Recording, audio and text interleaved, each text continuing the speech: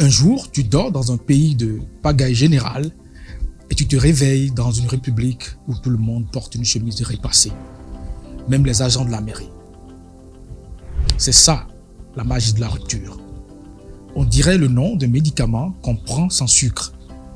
Ah oui, la rupture, ce mot-là.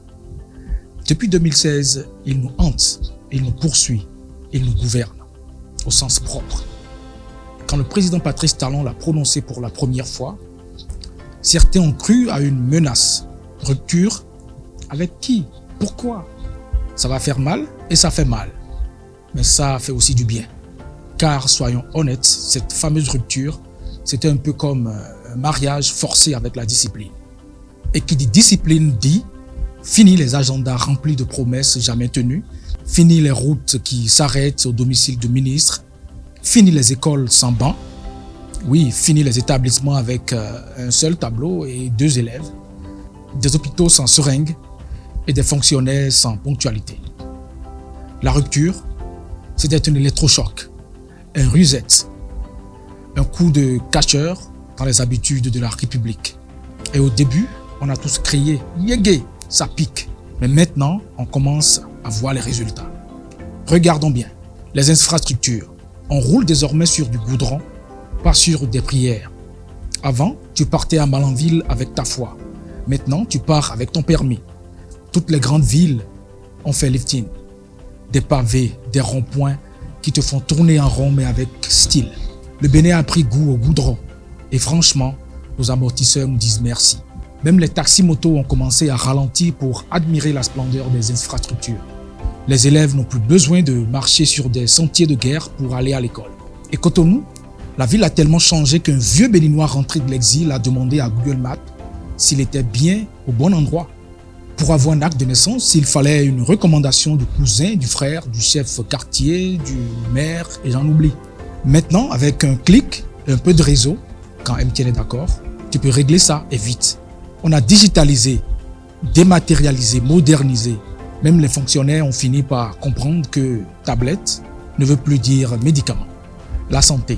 Des hôpitaux modernes sont sortis de terre. Pas de bâtiments juste pour couper des rubans, mais de vrais édifices avec du matos et donc de l'espoir. On parle de la construction de 22 hôpitaux de zone, de structures bien équipées.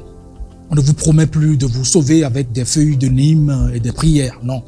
On vous soigne avec des équipements neufs et du personnel qu'on essaie de mieux former et mieux traiter.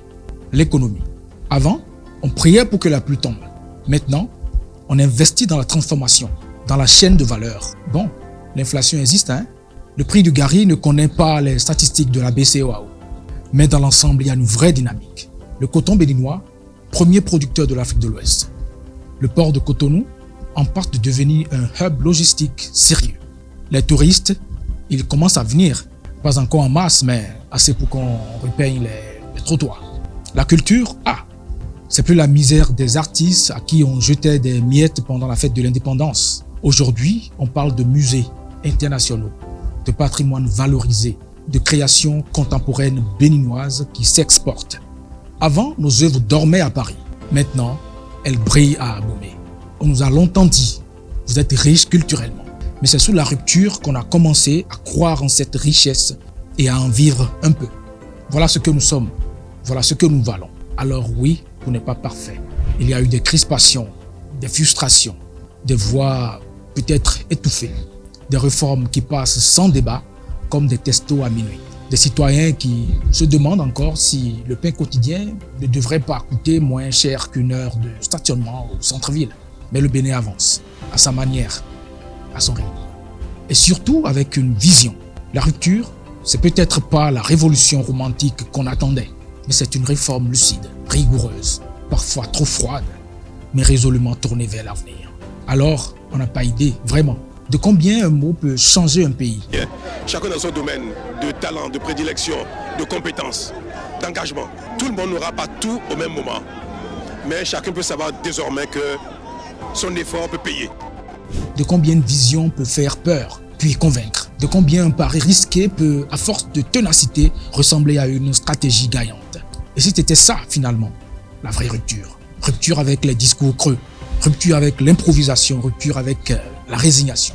Le Bénin d'aujourd'hui a encore des défis, mais le Bénin d'hier n'est déjà plus qu'un souvenir.